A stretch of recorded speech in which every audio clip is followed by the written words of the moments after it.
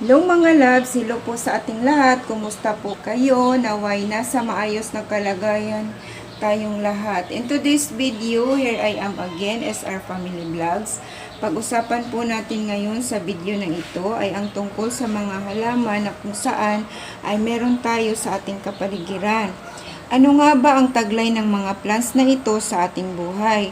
Ito po ay ang mga halaman na bibigay sa atin ng swerte, proteksyon at kasaganahan. Ano nga ba ang mga plants na ito na meron tayo sa darating na taong 2023? Ang pinakauna nating halaman ay ang golden pothos, kung saan ay maaari tayong dalhin sa kaswertihan. According to Feng Shui, it brings us prosperity and wealth to our home. Ang mga matingkad na dahon na color yellow, it symbolizes gold, bring us hope at tulay sa kaunlaran. At isa din tong mga golden pothos sa mabisang panglinis ng masasamang hangin sa loob at labas ng ating bahay. Tinatawag din po itong money magnet plant. Ang magandang pwesto po sa ating mga pothos guys sa ating bahay, ilagay po natin sa southeast area o east area ng bahay natin. Madali lang po silang alagaan mga loves. Pwede po natin sa tubig lang sila ilagay, mabubuhay po sila. Pwede din po sa lupa, lagay natin sa paso. Gusto kasi ng mga golden pothos ay mabasa-basa yung mga ugat nila. Gawin nating malago at laging masigla, tulay po natin sa paghatak ng swerte. Ang ating pangalawang halaman ay ang Dracaena. Makita natin ito sa tabi-tabi. Common plant siya but it can attract money. Marami ding types o variety ang mga Dracaena, kaya isa din po siya sa mga napakaswerteng halaman for the year 2023. Kaya kung wala pa po kayo nito, mag-start na po kayong magtanim dahil po sila po ay mga maswerteng halaman. Kahit anong variety po ng Dracaena ay maswerte. Ayan po yung ating pangalawang halaman, Dracaena. Ating pangatlong halaman ay ang ating Grand Island Ficus nana. Isa din itong variety ng mga rubber plant. Ito ay tagalinis ng mga masasamang hangin. Kung makikita po natin, ang mga dahon ay hugis pera. Bilog-bilog, lahat ng branches ay may mga dahon. It symbolizes as the pot of money. Kaya isa din po siya sa mga lucky plant for the year 2023.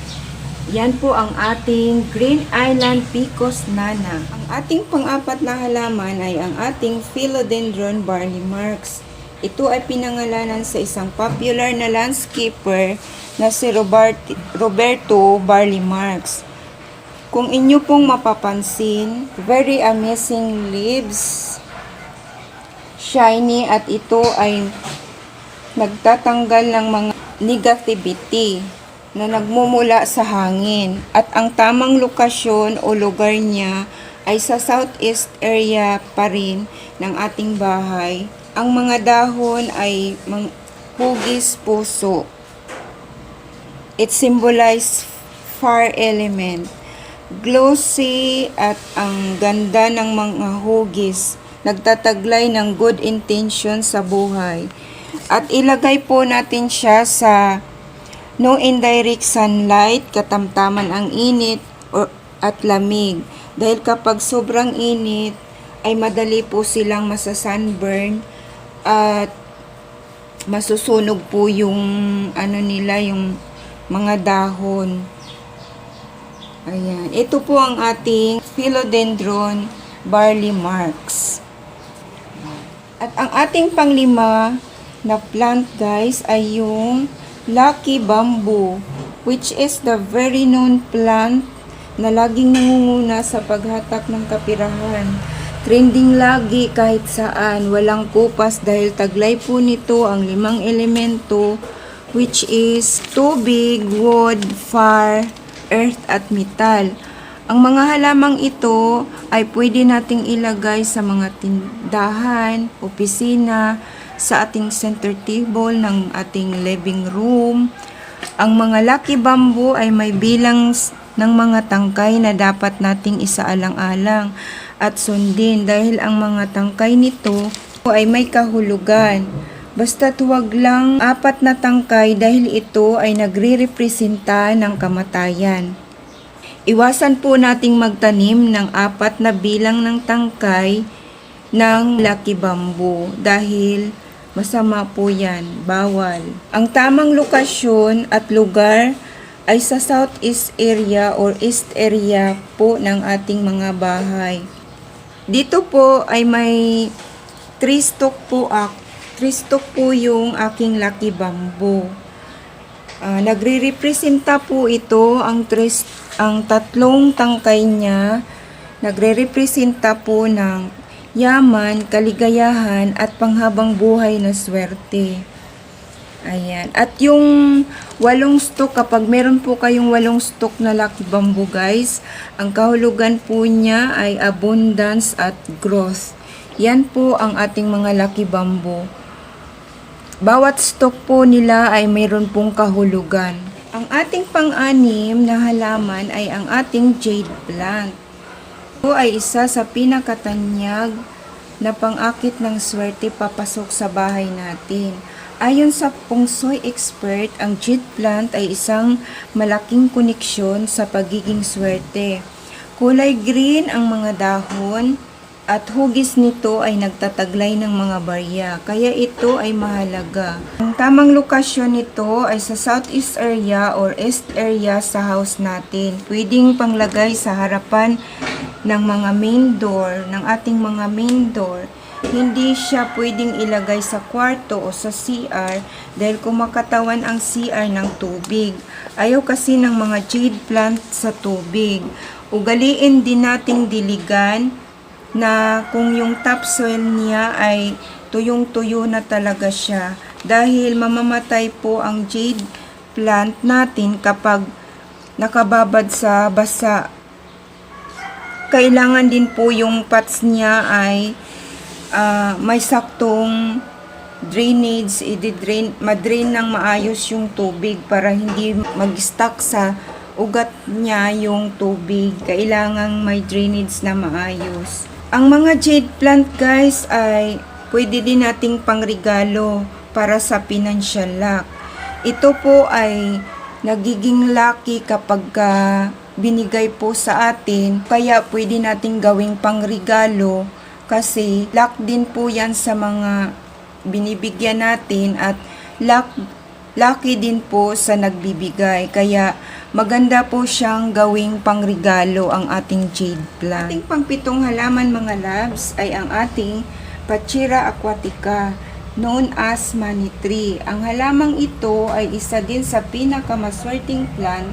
Marami na din pong variety ang mga money tree ngayon. Meron po yung green at saka white yung dahon. Tapos meron ding green at saka yellow yung dahon.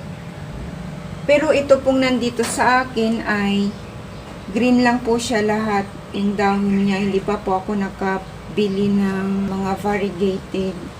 Lalo tayong swertihin kapag ang mga dahon nito ay maging 7 o 8. Ang tamang lokasyon ng ating mga money tree o Pachira aquatica ay sa northeast area or southeast area sa bahay po natin.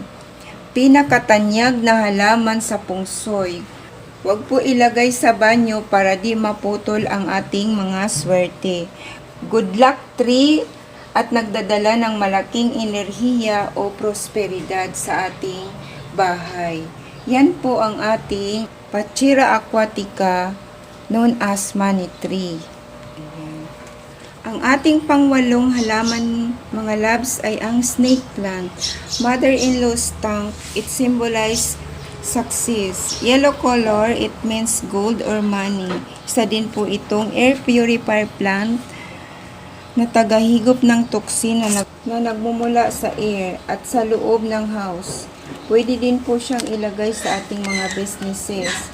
Ilagay sa harapan ng bahay para makaakit ng kasaganahan, proteksyon at swerte. Isa din po siyang money magnet plant.